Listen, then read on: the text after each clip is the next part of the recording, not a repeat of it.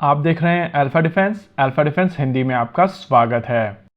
आज के इस वीडियो में हम लोग बात करने वाले हैं SU-57 के बारे में। इस पॉइंट ऑफ टाइम पर अगर आप किसी भी इंडियन डिफेंस फैन से बात करेंगे तो वो आपको कहेगा कि भारत को SU-57 ले लेना चाहिए। देखिए, कॉन्वर्सेशन कहाँ से आ रही है उसको भी समझना जरूरी है। इस समय भारतीय वायुसेना की स्क्वाड्रन स्ट्रेंथ 30 पर पहुंच चुकी है और इस 30 के नंबर में भी लगभग 6 स्क्वाड्रन जैगुआर फाइटर बॉम्बर है। यानी कि अगर आप पोटेंट फाइटर जेट्स की बात करें तो 13 स्क्वाड्रन्स में Su-30 MKI, 2 स्क्वाड्रन्स में रफाल और तेजस और 3 स्क्वाड्रन्स में MiG-29 और मिराज 2000 अवेलेबल है। यानी कि इफेक्टिव नंबर केवल 23 स्क्वाड्रन्स का है। थियोरेटिकली प्लान था कि अगले साल लगभग इसी समय पर भारतीय वायुसेना को 16 तेजस मार्क 1 मिलेंगे और वहां से लगातार ये फाइटर जेट मिलना शुरू हो जाएंगे। यानी कि इफेक्टिवली हर साल भारतीय वायुसेना एक स्क्वाड्रन अपने बेड़े में शामिल करेगी। लेकिन जीई की तरफ से इंजन सप्लाई में जो देरी की जा रही है उसके चलते लगभग 1 साल की डिले होने वाली है और ये शुरुआती डिले।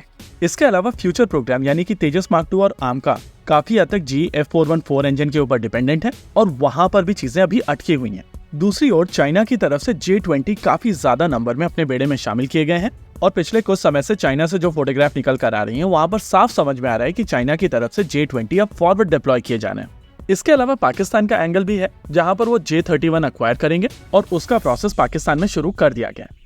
इन सभी चीजों को ध्यान में रखते हुए केस बनाया जा रहा है कि भारतीय वायुसेना को SU-57 अक्वायर करना चाहिए और जैसे ही भारतीय वायुसेना SU-57 अक्वायर करेगी वैसे ही भारत और चाइना के बीच में एक पैरिटी बन जाएगी, जिससे अगर आने वाले समय में रिक्वायरमेंट आती है तो भारतीय वायुसेना वहां पर मिरर डिप्लॉयमेंट कर पाएगी। देखिए, पर्सनली मैं इस लॉजिक को पूरी तरीके से एंडोर्स करता हूँ, लेकिन यहाँ पर कुछ कॉम्प्लेक्सिटीज हैं जिनको समझना बहुत जरूरी है। SU-57 के केस में कहा जाता है कि SU-57 एक पूरी तरीके से 5th जनरेशन फाइटर एयरक्राफ्ट नहीं है और इसमें जो स्टेल्थ कैपेबिलिटीज हैं वो कॉम्प्रोमाइज्ड है। देखिए, SU-57 जब बनाया गया था तो इसको स्टेल्थ फाइटर जेट के तौर पर नहीं, स्टेल्थ किलर फाइटर जेट के तौर पर बनाया गया और जब भारतीय वायुसेना की तरफ से FGFA प्रोग्राम ज्वाइन किया गया था तब ये डिजाइन एग्जिस्ट करता था और उस समय इसको पाकवा T-50 कहा जाता था। ये सब चीजें जानते हुए भारतीय वायुसेना की तरफ से इस प्रोग्राम को ज्वाइन किया गया था। यानी कि उस समय भारतीय वायुसेना की तरफ से ये स्टेल्थ किलर कॉन्सेप्ट को एंडोर्स किया जा रहा था और उनको इसकी फिलॉसफी के साथ में किसी भी तरीके की परेशानी नहीं थी।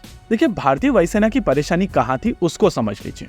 उस समय के पाकवा T-50 को AL-41 इंजन से पार किया जाता है जो बेसिकली Su-35 का इंजन है। टेक्नोलॉजिकली AL-31 और AL-41 के बीच में बहुत ज्यादा डिफरेंस नहीं है।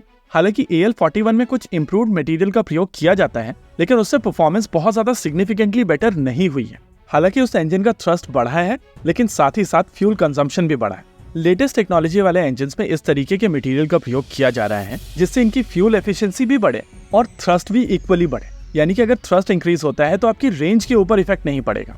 लेकिन अनफॉर्चुनेटली जब SU-57 प्रोडक्शन में गया तो ये जो फ्यूचरिस्टिक इंजन बनाए जा रहे थे जिनको आइटम 30 इंजन कहा जा रहा था वो मास प्रोड्यूस नहीं हुए हैं और अभी भी SU-57 AL-41 इंजन से ही पार किया जा रहा है। वायुसेना की तरफ से तब भी कहा गया था कि अगर फ्यूचर में ये इंजन बनकर तैयार होते हैं और फाइटर जेट वैसा बन पाता है जैसा इनिशियली रशिया ने प्रॉमिस किया था तो भारतीय वायुसेना इसको ऑफ द शेल्फ खरीदने की कोशिश करेगी। इस साल मई में एक प्रेस रिलीज आई थी रोस्टेक की तरफ से जहां पर बताया गया था कि एक SU-57 के ऊपर आइटम 30 इंजन को लगा दिया गया है और इस समय उसके ऊपर टेस्टिंग चल रही है। माना जा रहा है कि इस टेस्टिंग में लगभग 18 से 36 महीने का समय लगेगा और उसके बाद यह इंजन प्रोडक्शन में चला जाएगा। यानी कि अभी भी ये इंजन प्रोडक्शन रेडी नहीं है और पूरे प्रोसेस में समय लगने वाला है। हालांकि रशिया की तरफ से इस इंजन को डेजिग्नेशन दे दिया गया है और अब वो लोग इस इंजन को AL-51 इंजन कह रहे हैं। यानी कि अगर इस एयरक्राफ्ट को लेकर डिसीजन आज लिया जाता है तो लगभग 2 से 2.5 साल के अंदर जब तक भारत में फैसिलिटी डेवलप की जाएगी तब तक ये इंजन बनकर तैयार हो जाएगा। लेकिन अगर आप सोच रहे हैं कि भारतीय वायुसेना की इमीडिएट रिक्वायरमेंट SU-57 से पूर्ण की जा सकती है तो आपको एक बार प्रोडक्शन रेट के ऊपर ध्यान देना पड़ेगा। साल 2022 में SU-57 की 6 यूनिट रोल आउट की गई थी, साल 2023 में 10 यूनिट और इस साल अभी तक 6 यूनिट रोल आउट की जा चुकी हैं। यानी कि in total 22 aircraft roll out किए जा चुके हैं और रशिया में इस समय जो प्रोडक्शन कैपेसिटी है वो 12 एयरक्राफ्ट पर ईयर की है। हालांकि अभी तक वो इस नंबर तक पहुंच नहीं पाए हैं लेकिन installed capacity 12 aircraft per year की है। इसके अलावा रशियन एरोस्पेस फोर्सेस की तरफ से 76 एयरफ्रेम्स ऑर्डर किए गए हैं और उस हिसाब से नियर फ्यूचर में इस लाइन से आपको एयरक्राफ्ट नहीं मिलने वाले हैं। इसके अलावा इस समय भारत और रशिया के बीच में डिफेंस ट्रांजैक्शन को लेकर जो सबसे बड़ी परेशानी है वो है पेमेंट मेथड की। रशिया के ऊपर सैंक्शंस हैं और डॉलर्स हम लोग यूज नहीं कर सकते। यानी कि अगर आज भारतीय वायुसेना कंसिडर करती है कि J-20 के खिलाफ भारत को एक ऐसा वेपन सिस्टम चाहिए जो 5th जनरेशन फाइटर एयरक्राफ्ट हो और क्योंकि J-20 खुद ही एक कॉम्प्रोमाइज फाइटर जेट है इस वजह से SU-57 उसके खिलाफ एक बहुत अच्छा ऑप्शन हो।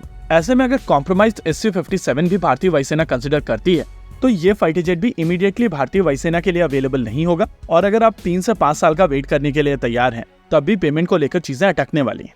देखिए, ह्यूमन टेंडेंसी है कि आमतौर पर हम लोग इजी सॉल्यूशन ढूंढते हैं, लेकिन डिफेंस में कोई भी इजी सॉल्यूशन नहीं होता है। अगर आप आज प्लानिंग कर रहे हैं तो उसके रिजल्ट्स आपको अगले 5 साल के बाद में दिखाई देंगे।